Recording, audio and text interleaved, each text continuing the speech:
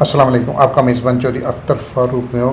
کسانوں، آپ جانتے ہیں کہ پٹرول اور ڈیزل پر لیوی ٹیکس نے کسانوں کی معیشت کی کمر توڑ دی ہے. کسان چاہتے ہیں کہ اس ملک کے شہریوں کو سستی خوراک دی جائے، لیکن جب ان پٹس ہی مہنگے ملیں تو وہ سستی کیسے دے سکتے ہیں. کسان سراپا احتجاج ہے، اور اس احتجاج کو ریکارڈ کرانے کے لیے ہمارے ساتھ آج ہمارے کسان بورڈ پاکستان کے مرکزی صدر سردار ظفر حسین ہمارے ساتھ موجود ہیں. ہم ان سے پوچھتے ہیں کہ یہ جو پیٹرول اور ڈیزل کا مہنگے ہونا اور اس کا حل کیا ہے اور اس کے نقصانات کیا ہیں. تو اس حوالے سے السلام علیکم. وعلیکم السلام. کیا حال ہے آپ کا؟ الحمدللہ. سر، آپ یہ بتائیے گا، یہ جو پیٹرول اور ڈیزل مہنگا ہوا ہے، اس سے اس کا کوئی سبسٹیٹیوٹ، کوئی حل اس کا ہے کہ تاکہ کسانوں کو یہ لیوی ٹیکس ہے، یہ دوسرے ٹیکس ہیں، ان سے چھوٹ مل سکے اور کسانوں کو زرعی ان پٹ سستے مل سکیں؟ اس حوالے سے ذرا بتائیے گا. بسم اللہ الرحمن الرحیم. ڈیزل خاص کر کے کسانوں کی بڑی اہم ضرورت ہے. یہ ٹریکٹر، تمام زرعی مشینری اور ٹیوب ویل میں لوگ استعمال کرتے ہیں، اور بعض جگہ دنیا میں ڈیزل سستا ہے، پٹرول مہنگا ہوتا ہے، لیکن پاکستان میں ڈیزل مہنگا ہے اور پٹرول سستا ہے. یہ بھی میں سمجھتا ہوں کہ حکومت کی ایک کسانوں سے کسان دشمنی کی ایک واحد زندہ و تابندہ مثال موجود ہے. اب اس میں کوئی شک نہیں کہ اس ڈیزل اور پیٹرول کو سستا تب بھی کیا جا سکتا ہے کہ اس میں جو ٹیکس لگے ہوئے ہیں اس کو ختم کیا جائے، اور جب ٹیکس ختم ہوں گے تو یقینی طور پہ ڈیزل کی پر لیٹر اس کی کاسٹ کم ہو جائے گی. تو اس حوالے سے میں سمجھتا ہوں کہ گورنمنٹ، کیونکہ جب تک ڈیزل اور بجلی یہ دو اہم چیزیں ہیں، اگر یہ ملک میں لوگوں کی ریچ میں نہیں ہوں گی تو پھر اس کے نتیجے میں سمجھتا ہوں کہ کاسٹ آف پروڈکشن بڑھ جاتی ہے. تو اس حوالے سے حکومت کو سوچنا چاہیے کہ یہ جو ناروا اور زیادہ ٹیکس ہیں ان کو ختم کرنا چاہیے. اور اب تو حکومت نے بالکل آخر کر دی ہے نا کہ روز وہ قیمت نکالتے ہیں، جس سے میں سمجھتا ہوں کہ پورے سسٹم میں، پورے معاشرے میں ایک ابتڑی ہے. اگر فرض کیا پیٹرول سستا ہوتا ہے تو اس کے نتیجے میں فوراً ایک دن میں کیسے کرائے کم ہوں گے، کیسے دوسری چیزیں کم ہوں گی.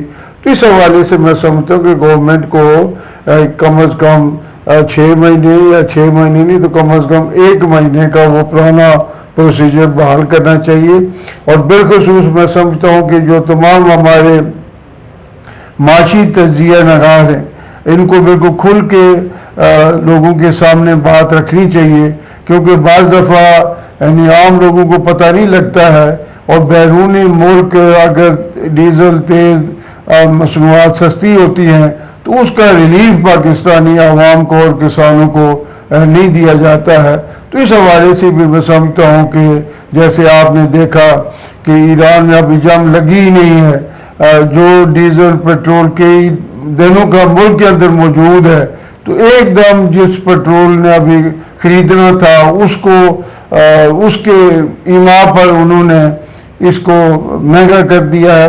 تو اس حوالے سے میں سمجھتا ہوں کہ گورنمنٹ کو یہ سوچنا چاہیے کہ جب تک ڈیزل اور پیٹرول گیس کو اور دوسرا بجلی کو اگر سستا نہیں کریں گے تو اکنامک ایکٹیویٹی نہیں ہوگی، اور اگر کوئی اکنامک ایکٹیویٹی ہوگی تو وہ بھی میں سمجھتا ہوں کہ اس کی کاسٹ بہت بڑھ جائے گی، اور کاسٹ بڑھنے کے نتیجے میں سمجھتا ہوں کہ ہمارا جو شہری بھائی ہیں، جو اینڈ یوزر ہیں، کنزیومر ہیں، وہ بھی پٹتے ہیں، اور اس کے نتیجے میں جو پروڈیوسر ہے وہ بھی پٹتا ہے. تو اس حوالے سے گورنمنٹ کو اس طرح کی پالیسیاں بنانی چاہیے تاکہ ملک میں اکنامک ایکٹیویٹی بھی ہو اور لوگوں کو اپنے کاروبار کرنے میں آسانی ہو.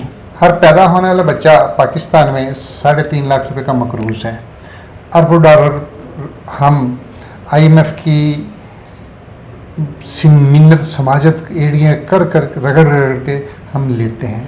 لیکن کیا اس مقروض قوم کو کی اشرافیہ کو اور پرتعیش زندگی گزارنے اور بیوروکریٹس کے لیے وہ جو چیزیں ہیں وہ زیب دیتی ہیں؟ اس کے بارے میں آپ کیا خیال ہے؟ اس میں دیکھیں کہ پاکستان نے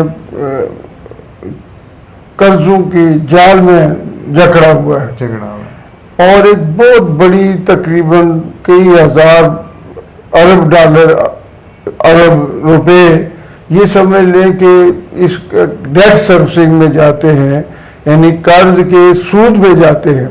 اور آئے روز ہر بجٹ کے اندر ہمارا تقریباً خسارے کا بجٹ ہوتا ہے اور اس خسارے کو پورا کرنے کے لیے بیرون ملک سے اور اندرون ملک سے قرضے لیے جاتے ہیں اور یہ قرض آپ بہت بالائی اور بہت بلند سطح تک چلے گئے ہیں، جس کی وجہ سے ہماری انکم کا ایک بہت بڑا حصہ یہ سمجھ لیں کہ سود کی ادائیگی میں چلا جاتا ہے.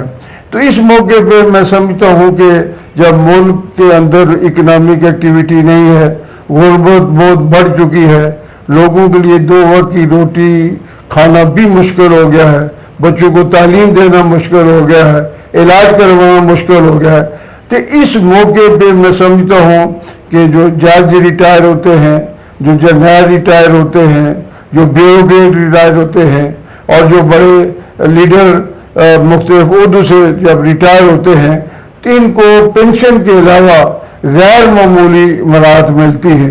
تو ہمارا مطالبہ یہ ہے کہ یہ جو غیر معمولی مراحت ہے پینشن کے علاوہ ان کو ختم کیا جائے. اور UNO کی ایک رپورٹ کے مطابق تقریباً 17.4 ارب ڈالر 2021 کے اندر انہوں نے رپورٹ پیش کی تھی. آپ یہ سمجھ لیں کہ ہو سکتا ہے کہ یہ 2000 ارب ڈالر سے بھی زیادہ ہو گئی ہو.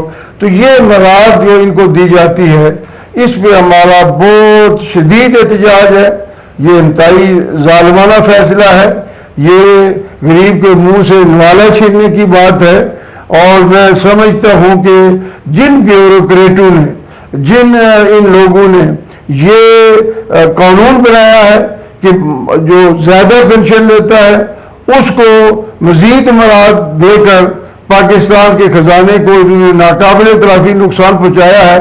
اگر آپ یہاں سے اندازہ لگائیں، اگر 17.4 ارب ڈالر جو 2021 میں اقوام متحدہ کی رپورٹ کے مطابق یہ پاکستان کے چند اشرافیہ اپنی عیشیوں میں اپنی اضافی مراحت میں لیتے ہیں، اگر یہی پاکستان گورنمنٹ ختم کر لے اور 17.4 ارب ڈالر کا یہ خطیر رقم قومی خزانے میں غربت ختم کرنے کے لیے، کسانوں کو سہولت دینے کے لیے، مزدوروں کو سہولت دینے کے لیے، بجلی اور پیٹرول سستا کرنے کے اگر مد میں خرچ کیا جائے تو میں سمجھتا ہوں کہ اس کے نتیجے میں اکنامک ایکٹیویٹی بڑھ سکتی ہے. اور میں نہیں سمجھنے سے قاصر ہوں کہ آخر گورنمنٹ کیوں ضد کرتی ہے کہ اس بات پہ کہ جو 7-7 8-8 لاکھ پینشن لیتے ہیں ان کو بھی یہ ساری اضافی مراحت دینا نہیں بنتا ہے. تو لہذا ہم گورنمنٹ سے مطالبہ کرتے ہیں کہ آپ کے پاس بجٹ موجود ہے لیکن آپ بجٹ کی غلط استعمال کے نتیجے میں پاکستان میں غربت بڑھ رہی ہے. اگر بجٹ کا یہ اس کو کٹ لگا دیا جائے، یہ اضافی مراحت میں خرچ آنے والی اس رقم کو بچایا جائے تو میں سمجھتا ہوں کہ پاکستان کے عوام کو خاصا ریلیف مل سکتا ہے. بالکل جی. آپ کا میزبان چودھری اختر فاروق انہی الفاظ کے ساتھ اجازت چاہیں گے. انشاءاللہ پھر دوبارہ ملاقات ہوگی، لیکن آپ چینل کو سبسکرائب کیجیے، لائک کیجیے، شیئر کیجیے اور یہ بھی بتائیے گا کمنٹ میں کہ آپ کس ضلع سے اور ہمارے ندائے کسان ٹی وی کے قائرین ناظرین کہاں پر موجود ہیں. اجازت دیجیے. اللہ حافظ. کسان زندہ باد. پاکستان زندہ باد.